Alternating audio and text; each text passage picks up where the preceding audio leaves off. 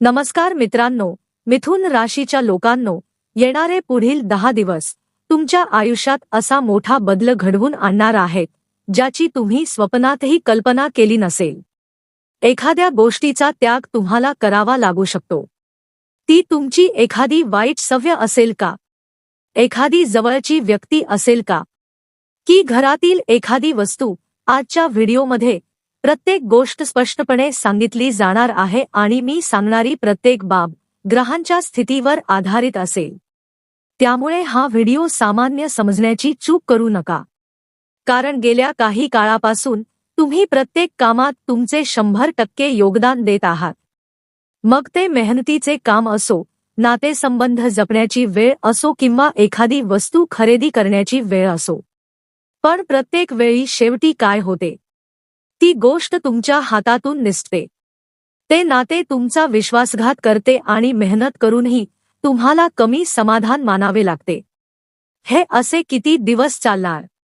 हे तुमच्या नशिबाचा परिणाम आहे का, की तुमच्या काही चुकीच्या निर्णयांचा? आजचा हा व्हिडिओ तुमचे डोळे उघडणारा आहे।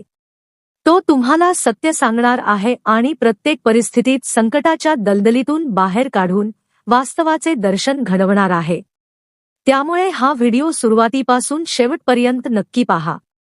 तुमच्या नशिबात असे एक वळण येणार आहे ज्यामुळे तुम्ही आयुष्यातील सर्वात सुवर्णकाळ अनुभवू शकता। मिथुन राशीच्या लोकांनो, 16 जुलै 2026 ही तारीख लक्षात ठेवा, कारण या दिवशी ग्रहांचा राजा सूर्यदेव महत्त्वाचे राशी परिवर्तन करणार आहेत। सध्या सूर्य तुमच्या लग्नस्थानी आहेत आणि 16 जुलैपर्यंत ते तिथेच राहतील।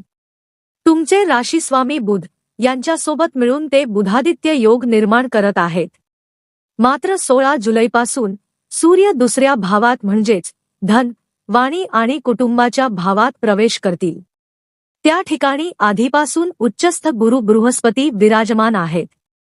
देवगुरु बृहस्पती आणि ग्रहांचा राजा सूर्य यांची ही युती धनभावात होणे, वाणीच्या भावात होणे आणि कुटुंबाच्या भावात होणे ही अत्यंत महत्त्वाची घटना आहे। या काळात तुम्ही विशेषतः 3 गोष्टी समजून घेतल्या पाहिजेत। कोणत्या गोष्टीचा त्याग करायचा आणि कोणापासून दूर राहायचे हे जाणून घेणे आवश्यक आहे। पहिली गोष्ट नीट लक्षात ठेवा, अशी एखादी व्यक्ती जी फक्त स्वतःच्या स्वार्थासाठीच तुमची आठवण काढते, तिला एखादी अडचण आली की लगेच तुम्हाला फोन करते, कारण तिला माहीत असते की त्या विषयाची माहिती तुम्हाला आहे। तुम्ही नाते जपण्यासाठी, मैत्री टिकवण्यासाठी किंवा जुने संबंध निभावण्यासाठी तत्काळ तिच्या मदतीला धावता, पण तिचे काम झाल्यानंतर ती तुमची साधी विचारपूसही करत नाही। तसेच काही लोक वारंवार तुमच्याकडून पैसे उधार घेतात, भावनिक दबाव टाकून तुमच्याकडून मदत करून घेतात, पण ते पैसे परत करत नाहीत। अशा काही व्यक्ती तुमच्या आजूबाजूला आहेत ज्यांनी एकदा तुमचा विश्वासघात केला आहे, तरीही तुम्ही त्यांना आयुष्यात स्थान दिले आहे। का? कारण ते तुमचे नातेवाईक आहेत किंवा अनेक वर्षांचे मित्र आहेत। तुम्ही त्यांना पुन्हा एक संधी दिली, पण लक्षात ठेवा, कडुनिंबाच्या झाडाला तुम्ही दूध, धी किंवा साखर घातली तरी त्याचा कडूपणा जात नाही। त्याचप्रमाणे ज्यांच्या स्वभावातच वाईटपणा आहे किंवा जे कायम तुमच्याशी शत्रुत्वाची भावना ठेवतात, ते सहज बदलत नाहीत। त्यामुळे अशा व्यक्तींना आयुष्यातून दूर करणे तुमच्याच हिताचे ठरेल, अन्यथा ते आर्थिक, मानसिक आणि शारीरिकदृष्ट्याही तुम्हाला त्रास देत राहतील। आता दुसरी गोष्ट ज्याचा त्याग करणे आवश्यक ठरू शकते, ती म्हणजे तुमची बोलण्याची पद्धत। कारण सूर्य वाणीच्या भावात प्रवेश करणार आहेत आणि सूर्य हा उष्ण स्वभावाचा ग्रह आहे। त्यामुळे तुमची वाणी अधिक कठोर किंवा टोचणारी होण्याची शक्यता आहे। नकळत तुमचे शब्द समोरच्याला दुखावू शकतात। म्हणून मिथुन राशीच्या लोकांनो, तुमची बोलण्याची शैली संयमी ठेवा। कटू शब्द आणि अपशब्दांचा वापर पूर्णपणे टाळा, अन्यथा एखादा मोठा व्यवहार, महत्त्वाची संधी किंवा आयुष्यातील मोठे यश तुमच्या हातातून निसटू शकते। आणि आता तिसरी गोष्ट ज्याचा त्याग तुम्हाला करावा लागेल, हे नीट लक्ष देऊन ऐका, कारण ज्या गोष्टी तुम्ही आता तुमच्या आयुष्यात सुधाराल त्यांचा फायदा तुम्हाला आयुष्यभर मिळत राहील. आता तिसऱ्या गोष्टीकडे वळूया, ज्याचा त्याग तुम्हाला करावा लागेल. शांत मनाने ही गोष्ट समजून घ्या. तुमचे राशीस्वामी बुध 7 जुलैपासून वक्री चाल करत तुमच्या लग्नस्थानी आले आहेत. जेव्हा राशीस्वामी स्वतः लग्नस्थानी विराजमान होतात तेव्हा तो अत्यंत शुभ आणि दुर्मिळ योग मानला जातो. हा योग व्यक्तीच्या प्रगतीसाठी आणि यशासाठी विशेष अनुकूल असतो. परंतु काही लोक प्रत्येक गोष्टीचा अतिविचार करत राहतात. हे काम करावे की नको, इथे पैसे गुंतवावेत की नको, या व्यक्तीवर विश्वास ठेवावा की नको, अशा विचारांतच ते अडकून राहतात. या सततच्या संभ्रमामुळे ते संधी गमावतात किंवा चुकीच्या लोकांवर विश्वास ठेवतात. मिथुन राशीच्या लोकांनो, ही सवय आता सोडा. हा काळ संधीचा फायदा घेण्याचा आहे. योग्य वेळी योग्य निर्णय घेण्याचा आहे. कारण तुमचे राशीस्वामी बुध स्वतः लग्नस्थानी आले आहे. यापेक्षा मोठी शुभ गोष्ट दुसरी कोणती असू शकते. हा योग तुम्हाला उत्तम विचारशक्ती, बुद्धिमत्ता आणि योग्य निर्णय घेण्याची क्षमता देणार आहे. तुमचा गोंधळ कमी होईल, मनावरील ताण हलका होईल आणि तुमचे मन अधिक तीक्ष्ण व एकाग्र बनेल. या व्हिडिओच्या शेवटी आम्ही राशीस्वामी बुध यांना बळकट करणारा एक प्रभावी उपाय सांगणार आहोत. तो उपाय नक्की ऐका आणि करा. त्यामुळे हा व्हिडिओ शेवटपर्यंत नक्की पहा. आता 16 जुलैला घडणाऱ्या महत्त्वाच्या बदलाकडे लक्ष द्या. सूर्य धनभावात प्रवेश करून उच्चस्थ गुरु बृहस्पतींसोबत युती करणार आहेत. या महासंगमाचा तुमच्या आयुष्यावर नेमका काय परिणाम होईल हे जाणून घेणे महत्त्वाचे आहे. त्यापूर्वी जर हा व्हिडिओ तुम्हाला उपयुक्त वाटत असेल तर त्याला एक लाईक नक्की करा. तसेच कमेंटमध्ये श्रद्धेने हर हर महादेव किंवा ओम नमः शिवाय असे लिहा. भगवान महादेवांची कृपा तुमच्यावर नक्की राहील. 16 जुलैनंतर सूर्य धनभावात आल्यानंतर तुमच्या बंद नशिबाची दारे उघडू लागतील. त्याआधी 16 जुलैपर्यंत बुधादित्य योगाचाही तुम्हाला उत्तम लाभ मिळेल. तुमची विचारशक्ती वाढेल, नवीन कल्पना सुचतील, व्यक्तिमत्व अधिक प्रभावी बनेल आणि तुमच्या वागण्या बोलण्यात सकारात्मक बदल दिसून येतील. 16 जुलैनंतर तुम्हाला आर्थिक लाभ मिळू लागतील. उत्पन्नाचे नवीन स्रोत निर्माण होतील. नोकरीच्या मुलाखतीत यश मिळू शकते. अनेक अडचणी दूर होतील.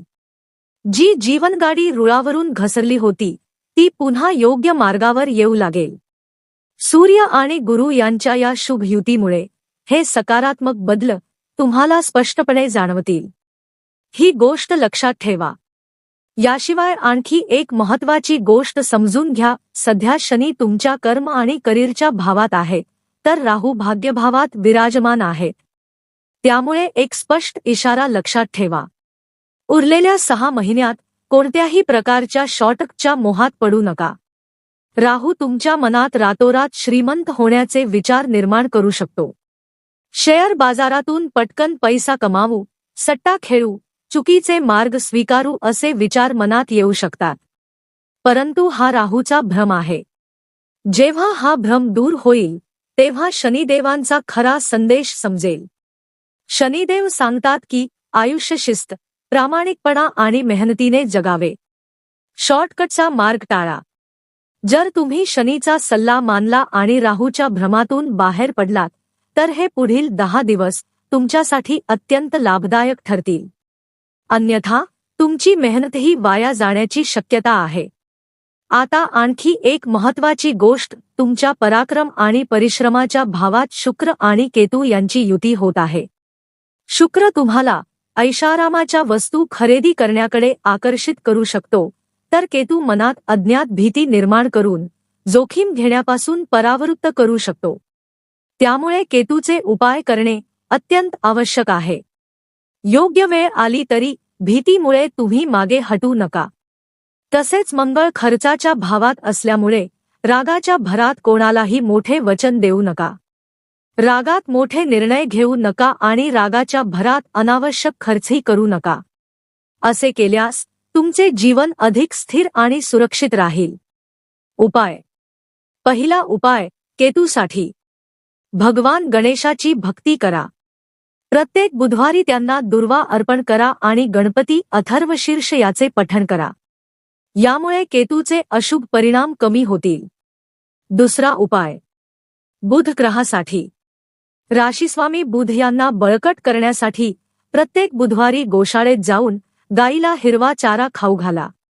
तिसरा उपाय मंगळासाठी. मंगळवारच्या दिवशी भगवान हनुमानांना गूळ आणि भाजलेल्या हरभऱ्याचा प्रसाद अर्पण करा. त्यानंतर तेथे बसून हनुमान चालीसाचे श्रद्धेने पठण करा.